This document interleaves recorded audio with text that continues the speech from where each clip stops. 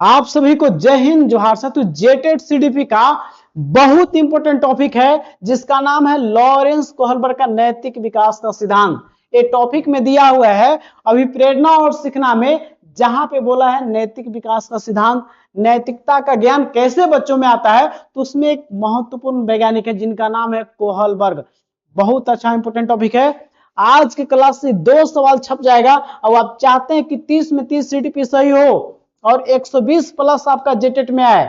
आप पास ही नहीं 120 प्लस लाना चाहते हैं तो प्यारे साथियों चैनल को लाइक सब्सक्राइब कीजिएगा, क्योंकि क्यों आएगा याद रखिएगा। जो चीज आप चाहते हैं उसको वक्त दीजिए, समय दीजिए, वह समय वह चीज ला कर देगी जो चाहते हैं। क्योंकि आप चाहते हैं कि जेटेट पास ही नहीं करना, 120 प्लस लाना, तो उसको समय दीजिए, हमसे जुड़िए या आप किसी से जुड़िए, पढ़िए और टू दी सिलेबस पढ़िए। तो समझते हैं आपका जिसका नाम है लॉरेंस कोहलबर्ग का आपका सिद्धांत है।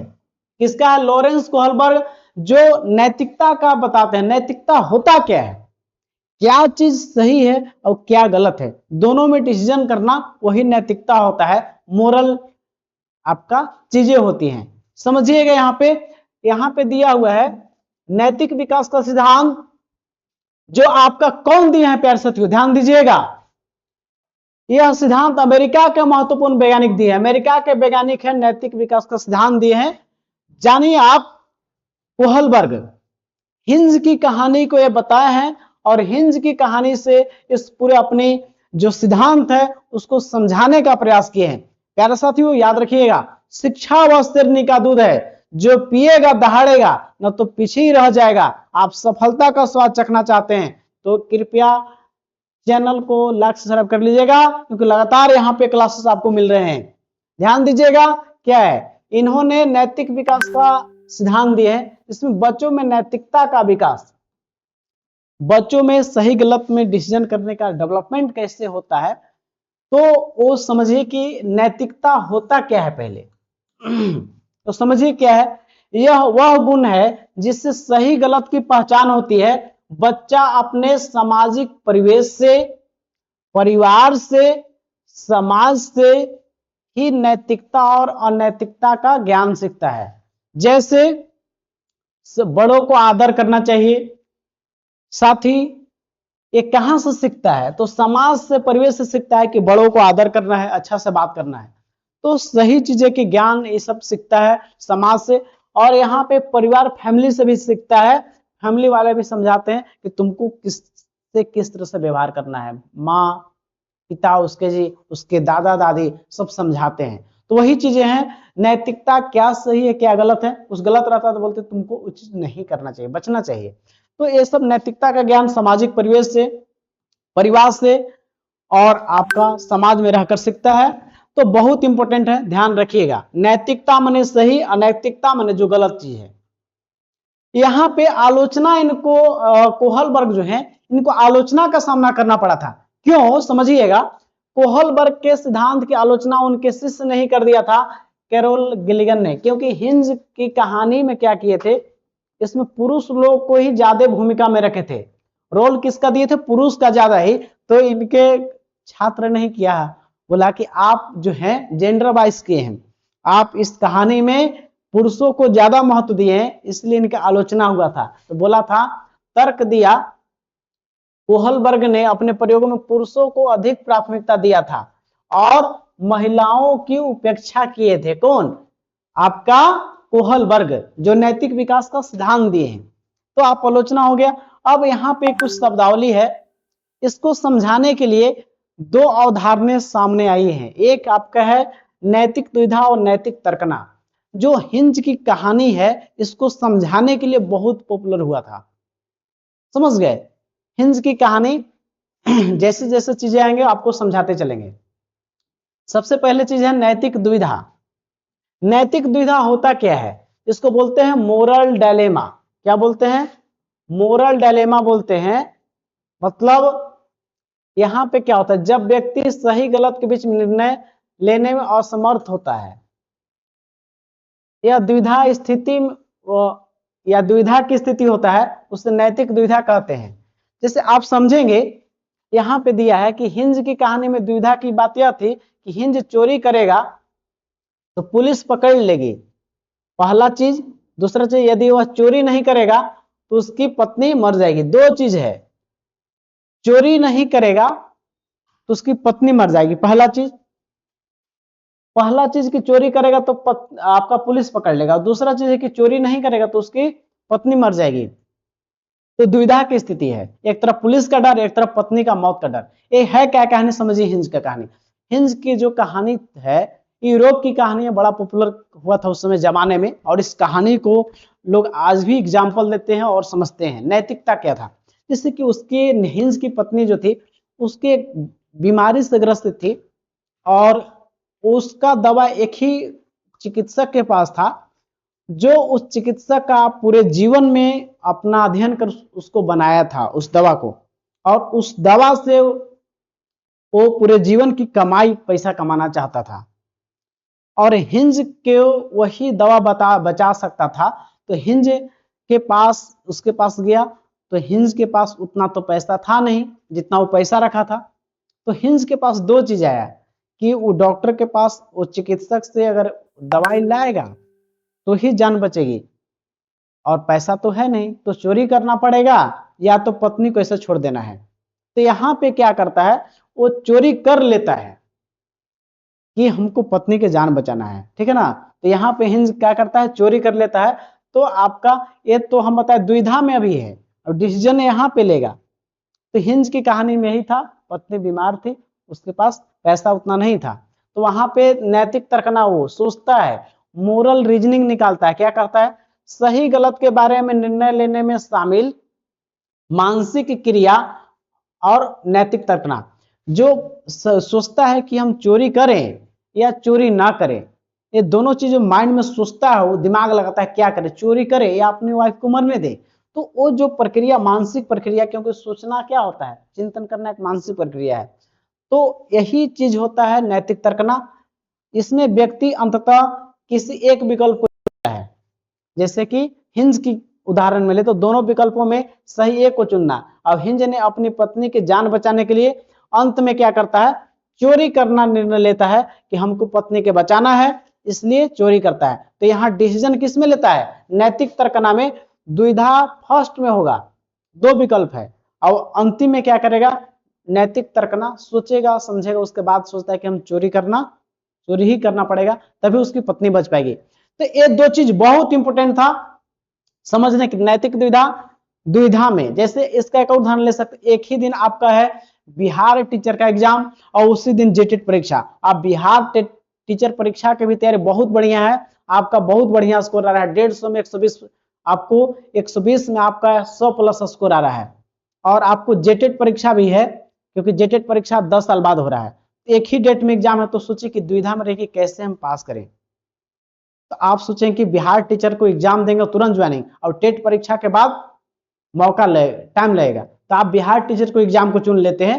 तो आप दुविधा यहाँ पे हुआ कि बिहार टीचर दे या जेटेट, दुविधा, लेकिन बाद में डिसीजन आप लेते हैं कि हमको बिहार टीचर देना है, जल्दी जॉब लगेगा। तो दुविधा की स्थिति, दो विकल्प हुआ जब दो एग्जाम था, और डिसीजन आप ले लिए कि हमको देना है बिहार टीचर, तो नैतिक तर्कना में आया, सोच समझ के आप लिए हैं। अब हिंज यहाँ पे चोरी चुना था।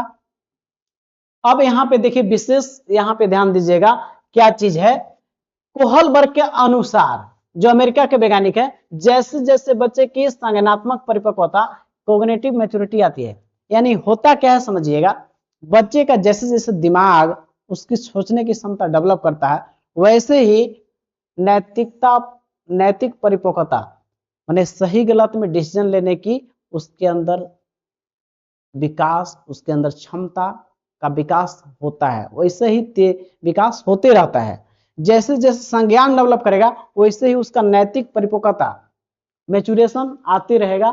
कैसे, नैतिक और अनैतिकता में सही डिसीजन तक पहुंचने के लिए, ठीक है, ध्यान रखिएगा। नैतिकता के चरण और उपचरण बात करें तो यहां ध्यान दीजिएगा, यहां पे पूछे कि लेवल कितने हैं, लेवल 3 है, या चरण इसको हिंदी बोलेगा तो चरण। लेवल कितने बताए हैं कोहलबर्ग अपने नैतिक सिद्धांत में, तो 3 बताए हैं, याद रखिएगा। नैतिकता में कितने बताए हैं, 3 बताए हैं, चरण कितना 3। अब पूछा जाए कि स्टेज कितने हैं, सब स्टेज है तो 6 गो। उपचरण पूछेंगे तो कितना है 6 गो।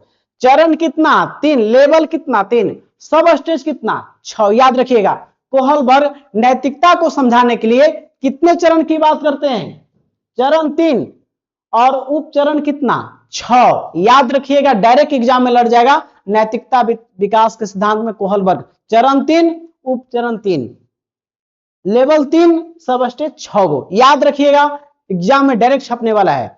याद रखिएगा साथियों, शिक्षा वस्त्र नहीं का दूध है, जो पिएगा वही दहाड़ेगा, ना तो पीछे रह जाएगा। क्योंकि जान लीजिए आपको उसको जवाब देना है, जो बोला आपसे कि आपसे नहीं हो पाएगा उसको बता दीजिएगा। उनका मस्तक भी झुकेगा, उनका अहंकार भी टूटेगा। बस तू शांत होकर अपनी मंजिल की ओर बढ़ता चला जा। आज तू जमाने के आगे झुका है, कल तेरे आगे पूरा आसमान झुकेगा, आसमान झुकेगा। क्योंकि आप सफलता का स्वाद चखना चाहते हैं, अनुशासन दिल से और कंटिन्यूटी के साथ पढ़ रहे हैं आप, क्योंकि उस एग्जाम का पास ही नहीं टॉप करेंगे, क्योंकि आईएएस लोग भी इस चीज को बोलता है। ध्यान रखिएगा। तो यहां पे जो है कोहलबर्ग 3 चरण दिए हैं और स्टेज 6 दिए हैं। प्यारे साथियों आगे समझते हैं सब चीजों को, बहुत इंपॉर्टेंट है ये टॉपिक, याद रखिएगा। और यहाँ पे सीटेट एग्जाम में भी डायरेक्ट लड़ जाता है ही, और आपका इस एग्जाम में भी आने की प्रबल संभावना है। देखिएगा पहला जो चरण है जिसका नाम है पहला चरण, इसका नाम है प्राक रूढ़िगत नैतिकता, जिसको प्री कॉन्वेंशनल स्टेज बोलते हैं। क्या बोलते हैं, या इसको पूर्व नैतिकता स्तर भी बोलते हैं, या प्राक रूढ़िगत नैतिकता स्तर बोलते हैं, या पूर्व पारंपरिक चरण भी में बोलते हैं।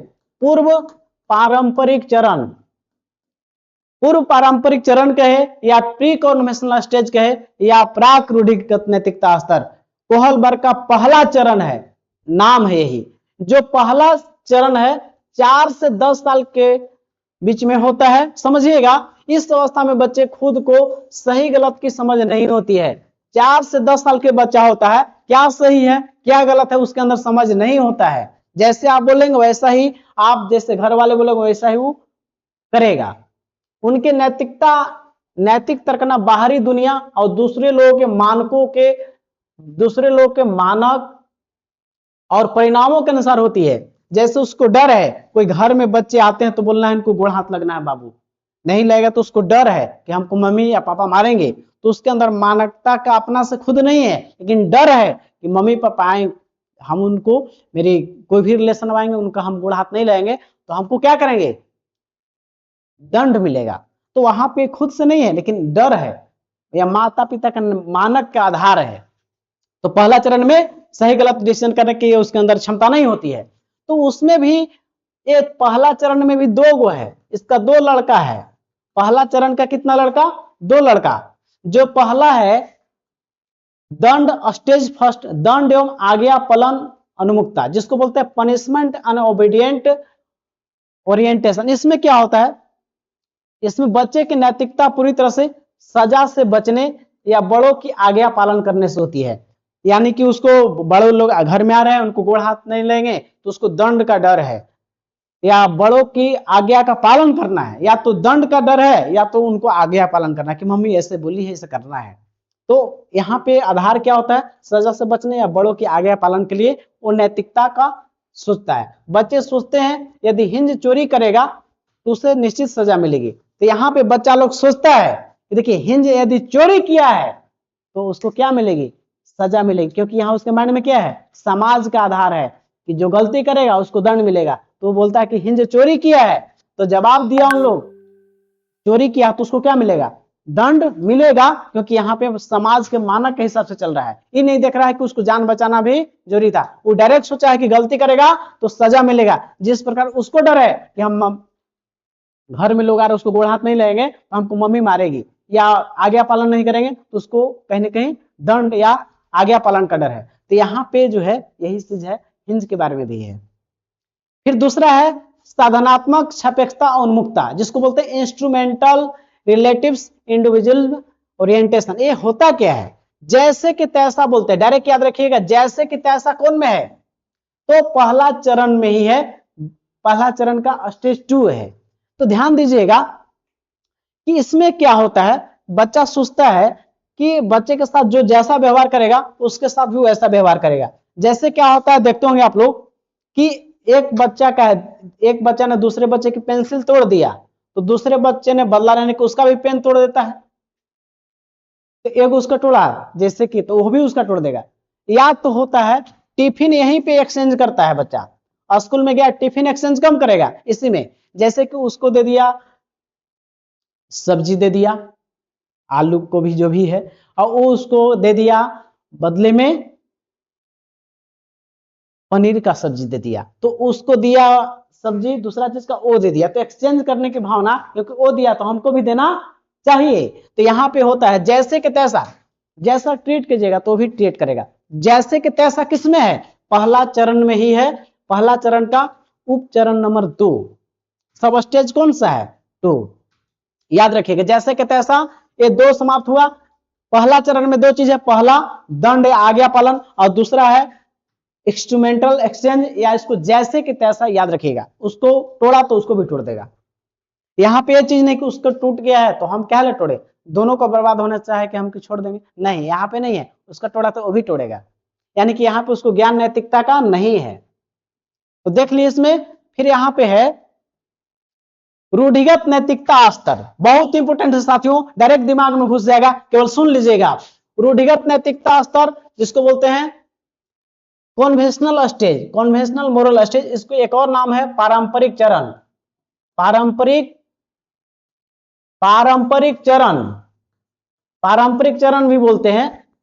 पहला को पूर्व रूढ़िगत नैतिकता और पूर्व पारंपरिक भी बोलते हैं। अब इसको पारंपरिक चरण, ये होता है पहला जो चरण था 4 से 10 हो गया, तो दूसरा कब से कब है, 10 से 13 साल के पीरियड में जो होता है वो होता है आपका सेकेंड आपका चरण, लेवल 2 स्टार्ट हो गया। लेवल 2 कितना से कितना है, 10 से 13। यहाँ पे क्या होता है, इस अवस्था में बच्चा समाज और दूसरे लोग के मानकों के अंदर समाहित कर लेता है, वह समाज के नियमों के अनुसार ही सही या गलत का निर्णय लेता है।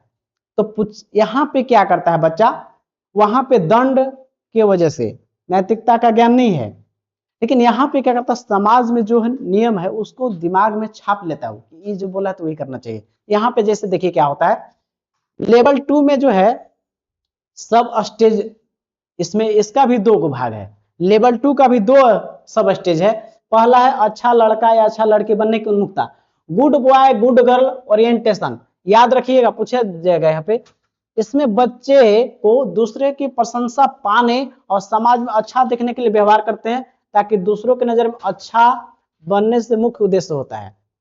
जैसे उसके क्या होता है, कभी क्या करते हैं, घर में तुलना होता है कि देखा है उनका लड़का जो है ना बहुत अच्छा है, कोई कुछ बोलता है तो उसका काम कर देता है, या वो बहुत अच्छा कोई से बोलता है, बहुत सीधा है, तो बगलिया में रहेगा उसके अंदर जलन होगा कि उसका प्रशंसा हो रहा है, मेरा क्यों नहीं हो रहा है, तो वो भी सोचेगा कि बच्चा जैसे करता हम भी वैसा करेंगे तो मेरा भी प्रशंसा होगा। तो यहाँ पे क्या होता है, समाज जैसे मानक अपना रहा तो वो भी सोचे कि मेरा भी प्रशंसा हो, इसलिए वो काम करना चाहिए। नैतिकता का काम क्यों करना चाह रहा है, क्योंकि उसको प्रशंसा की जरूरी है, अच्छा लड़का अच्छा लड़की बनने की उन्मुखता है।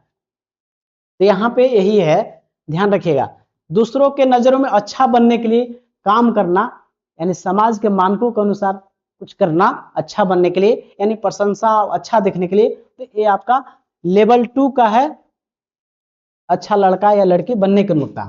इसी का एक और भाग है कानून व्यवस्था की उन्मुखता, लॉ एंड ऑर्डर ओरिएंटेशन। इसमें बच्चा जो कानून नियमों सामाजिक व्यवस्था को बनाए रखने के लिए प्रति जागरूक होता है, वह मानता है कि सामाजिक नियमों का पालन करना हर नागरिक का कर्तव्य है। ध्यान दीजिएगा, एक मोहन थे और यहाँ पे रेड लाइट में पार नहीं करना चाहिए। मोहन के पिताजी थे और रेड लाइट में क्या कर रहे थे, बीच में पड़ गए थे रेड लाइट का, और वहां पे लोग चाहते तो उनको बचाया जा सकता था वो रेड लाइट एरिया में जाके, ठीक है, लेकिन लोगों ने इनकी जान नहीं बचाया, क्योंकि पता आपको है कि रेड लाइट जब बढ़ता है तो लोगों को वहां प्रवेश प्रतिबंधित होता है। क्या होता है? प्रवेश प्रतिबंधित, क्योंकि यह समाज का मानक है या नियम है कि रेड लाइट होने पर नहीं जाना है। लेकिन हुआ क्या कि इसमें इनकी मौत हो जाती है, मोहन के पिताजी का, ठीक है। लेकिन चाहते तो लोग बचाया जा सकता था, लेकिन यहाँ पे लोग माइंड में बना है यही कि रेड लाइट क्रॉस करके हमको नहीं जाना है, वो तो खुद चलिए गए हैं, वो नियम को तोड़ रहे हैं। तो यहाँ पे पूछा जाएगा कि समाज को नियम व्यवस्था को बनाए रखने की कहां पे होता है ज्ञान? तो लेवल 2 के अंतर ही उसका सब स्टेज नंबर आपका 2 इसका है, ठीक है ना।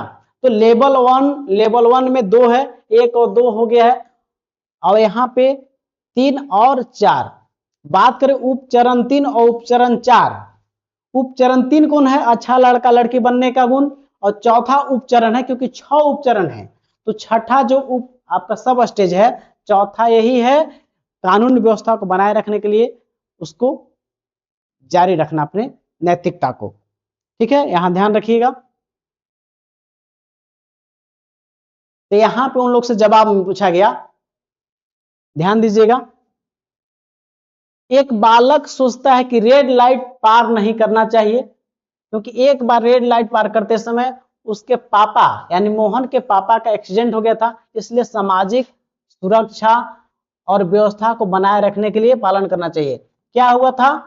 मोहन के पिताजी रेड लाइट में पार करना नहीं चाहिए, लेकिन रेड लाइट क्रॉस कर गए थे, उनके पिताजी का एक्सीडेंट हो गया था।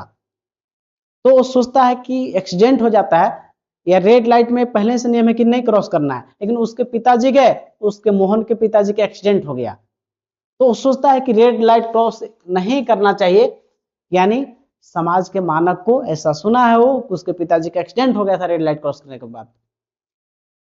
अब आगे देखते हैं, तो आपका खत्म हुआ चौथा सब स्टेज, यहां से समाप्त होता है। और यहाँ पे लेवल 3 के अंतर्गत, लेवल 3 कौन सा? लेवल 3 में सब स्टेज कौन कौन सा है? सब स्टेज 5 और 6 है, क्योंकि स्टेज कितने हैं? 6 हैं, और लेवल कितने हैं? 3 है प्यारे साथियों।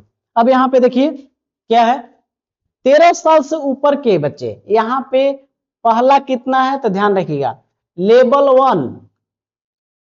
1 4 से 10 साल। अब इसका 2 स्टेज, 1 और 2, दंड और आज्ञा पालन का, और दूसरा क्या था यहाँ पे जैसे कि तैसा। लेवल 2 यानी चरण 2, इसका एज कितना था? 10 से 13 साल। इसके भी सब स्टेज 2 है, यानी कि तीसरा और चौथा इसमें। तो तीसरा में क्या था? अच्छा लड़का या अच्छा लड़की बनने की उन्मुखता। चौथा है नियम कानून को पालन करना दृढ़ता से, ठीक है। तो यहां तक देख लिए। अब लेवल 3 है, लेवल 3 होता है जिसको चरण बोलते हैं 3। इसके अंदर सब स्टेज कौन सा? 5 और 6 है। तो ध्यान रखिएगा, इसमें क्या होता है, इस स्तर पर बच्चा किसी बाहरी सामाजिक दबाव और नियमों के बजाय स्वयं के विवेक और आंतरिक सिद्धांतों के आधार पर निर्णय लेता है, समाज के लिए क्या सही है क्या गलत है। वो बच्चा खुद बाहरी सामाजिक दबाव के, वहां पे सामाजिक दबाव में था कि रेड क्रॉस किए थे उसके पिताजी, एक्सीडेंट हो गया था, समाज के मानक था। लेकिन यहां खुद से डिसीजन लेगा कि बच्चा सोचेगा कि समाज में क्या सही है और क्या गलत है। बच्चा खुद से कब डिसीजन लेता है? तो लेवल 3 में पूछा जाएगा किस अवस्था में बच्चे के अंदर सही गलत नैतिकता का ज्ञान नहीं होता। लेवल 1 में ज्ञान नहीं होता है, लेवल 2 में नैतिकता का ज्ञान कैसे आता है? तो समाज के मानक के अनुसार उसके अंदर नैतिकता है, समाज के नैतिकता के अनुसार। और लास्ट जो आपका है, जो खुद से सोचता है कि क्या सही है क्या गलत है, और आंतरिक सिद्धांत का दिमाग लगाता है, इनर सोचता है। तो इसके अंदर आपका लेवल 3 में आपका 2 सब स्टेज है। तो 5 नंबर का और 6 नंबर का यही सब स्टेज है, ध्यान रखिएगा। पहला जो है लेवल, इसमें सामाजिक अनुबंध उन्मुखता क्या है? Social contract orientation. Social contract orientation क्या होता है? ध्यान दीजिएगा, इसमें किशोर यह मानने लगते हैं कि नियम और कानून समाज के भलाई के लिए बने हैं, न कि किसी के नियम से किसी व्यक्ति का अहित होता है या किसी को उसके जीवन पर अहित पहुंचता है या जीवन को ठेस पहुंचता है।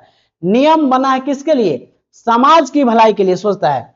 आपसी सहमति से ही उस नियम को बदला या तोड़ा जा सकता है। बोल रहा है कि आपसी सहमति से ही उस नियम को तोड़ा या बदला जा सकता है, क्योंकि समाज नियम जो है समाज के लिए बना है। तो यहाँ पे बोलता है, एग्जाम्पल देता है समझने के लिए कि अगर रेड लाइट तोड़कर मोहन के पापा जी का जान बच सकती थी तो उससे तोड़ देना ही सही है। यहाँ पे बच्चा कहता है कि मोहन के पिताजी रेड क्रॉस किए थे, लेकिन यदि उनको जान बचाया जा सकता था तो उस नियम को तोड़ देना चाहिए ताकि उनको जान बच जाए। क्योंकि बोल रहा है कि नियम किसके बना है? नियम जो है समाज के लिए है, न कि समाज के लिए नियम बना है। नियम किसके लिए? भलाई के लिए है, समाज के भलाई के लिए है, न कि नियम जो है नियम को ही नियम थोप देना है। समाज के भलाई के लिए क्या है? तो समाज की भलाई किसमें था? समाज की भलाई था कि मोहन के पिताजी का रेड लाइट को क्रॉस करके जान बचा सकता था, तो उस नियम को तोड़ देना चाहिए, क्योंकि नियम किसके लिए बना है? समाज के भलाई के लिए।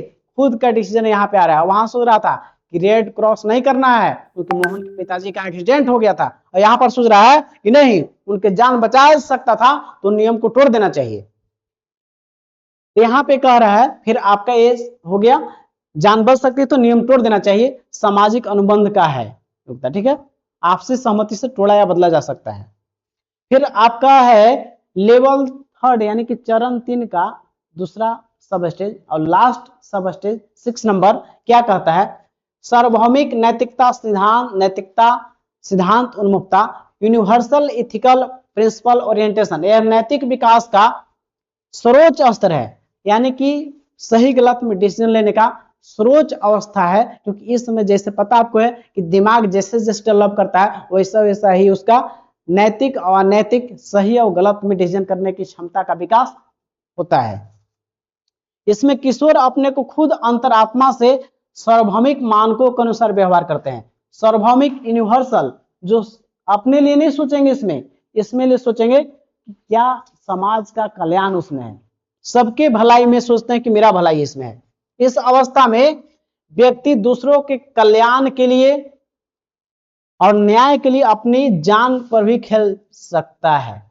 तो पूछा जाएगा कि अपनी जान पर कब खेल सकता है? तो लास्ट सब स्टेज 6 में, क्योंकि ऐसा मानते हैं कि अंतरात्मा से जो जिसमें सबका कल्याण है वो मेरा उसमें ही कल्याण है। इस किस में जानता है? इसी में। जैसे भगत सिंह का उदाहरण ले सकते हैं। भगत सिंह क्या थे? वो बोले, सोचे कि जिसमें समाज का कल्याण है उसमें ही मेरा कल्याण है, इसलिए तुम मुझे उन्होंने बोला था अंग्रेजों को, प्यारे साथियों, जो बम फेंके थे वो सेंट्रल असेंबली में, जिसके सजा में और सॉन्डर्स की हत्या की सजा में उनको 23 मार्च 1931 को भगत सिंह, राजगुरु और सुखदेव की फांसी हुई थी। वो किस अवस्था में थे? इसी अवस्था में थे सार्वभौमिक नैतिकता सिद्धांत, वो जिसमें समाज का कल्याण हो, जिसमें सार्वभौमिक कल्याण हो, सबका कल्याण, वही मेरा कल्याण है। तो यहाँ अपनी जान को खेल के हमारे देश के लिए जान न्यौछावर कर दिए थे भगत सिंह। इसी अवस्था के वो थे सार्वभौमिक नैतिकता और मुक्ता सिद्धांत की। तो याद रखिए प्यारे साथियों, यही जो था आपका अवस्था। तो आपको ध्यान रखिएगा, फिर से एक बार रिवीजन करा देते हैं। तो इसको देखिए आप, कोहलबर्ग की बात करें हम लोग, तो कोहलबर्ग क्या किए हैं ध्यान दीजिएगा।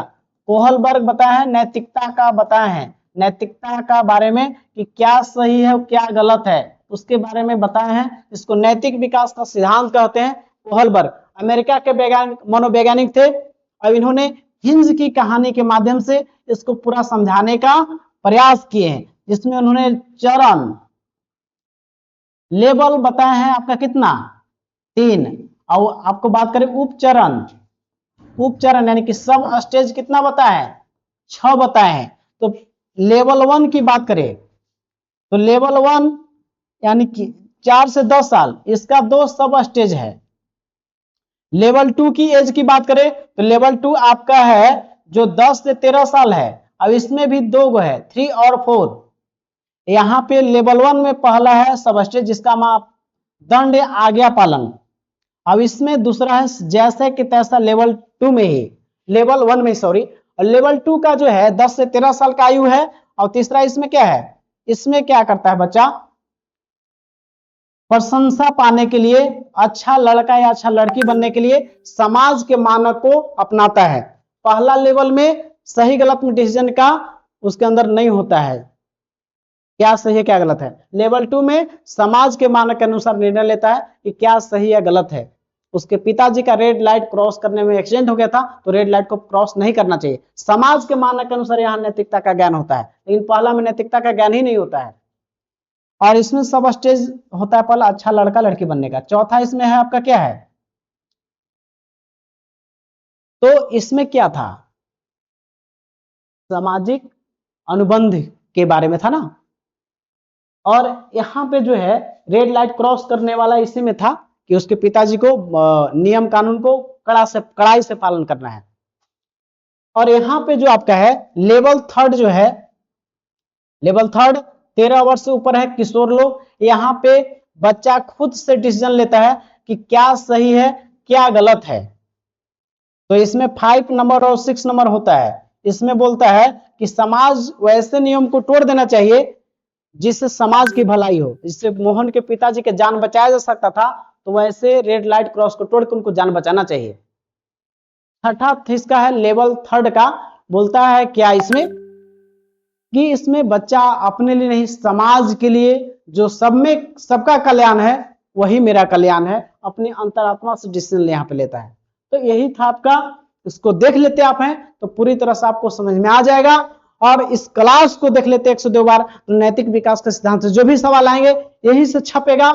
और इनके ही कैरोल गिल्गन ने इनके उदाहरण केवल पुरुषों का ज्यादा महत्व दिए थे, इनका आलोचना किए थे कि आप पुरुषों को ज्यादा महत्व दिए, जेंडर वाइज किए। तो यही पूरा मिला जुला का सिद्धांत था। इस वीडियो को अंतिम तक देखे होंगे तो नैतिक विकास का सिद्धांत पूरी तरह से बढ़िया समझ में आएगा। अब याद रखिएगा साथियों, यह संघर्ष सिर्फ पाने का नहीं है, यह संघर्ष खुद को साबित करने का है, ताकि हम बता सके कमजोर हम नहीं, हमारा वक्त था। लेकिन याद रखिएगा अब सफलता का स्वाद चखने वाले हैं। और याद रखिएगा जो चीज आप चाहते हैं उसे आप वक्त दीजिए, समय दीजिए, वक्त वह चीज आपको ला कर देगी जो आप चाहते हैं। तो आप सफलता का स्वाद चखने वाले हैं, उनको बताना है जो बोले कि आपका सरकारी नौकरी नहीं होगा तो आपका सरकारी नौकरी भी होगा। आप मन से दिल से अनुशासन में कंटिन्यूटी के साथ पढ़िए, आप इस एग्जाम में टॉपर बनने वाले हैं प्यारे साथियों। कॉन्फिडेंस और मोटिवेशन आपके अंदर आ गया तो सफलता का पहला सीढ़ी यही है। साथियों इस वीडियो को अंतिम तक देखने के लिए आप तमाम साथियों को तहे दिल से धन्यवाद। आप पढ़ें, सफल हो रहे हैं, अब आपका असफलता का दौर खत्म हो रहा है, सफलता का स्वाद चखने वाले हैं, सफलता का सीढ़ी पर पढ़ने वाले हैं प्यारे साथियों। खुश रहें, मस्त रहें और पढ़ते रहें, आप सफल हो रहे हैं। जय हिंद, जोहार।